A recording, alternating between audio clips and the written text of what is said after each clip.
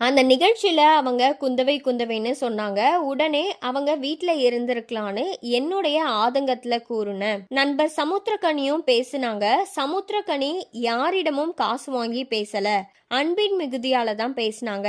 இதையெல்லாம் பார்த்துட்டு ஆதங்கத்துல மேடையில பேசிவிட்டு கீழே வந்துட்டேன். அப்போதே பாண்டே குந்தவை விஷயத்த தவிர்த்திருக்கலான்னு கூறினாங்க. அப்போவே சம்மந்தப்பட்ட நிறுவனத்துக்கு ஃபோன் செஞ்சு நான் பேசியிருக்கிற இந்த வீடியோவை டெலீட் பண்ண சொல்லிட்டேன். ஆனா யாரோ வீடியோ எடுத்து சமூக வலைத்தளங்களை வெளியிட்டாங்க.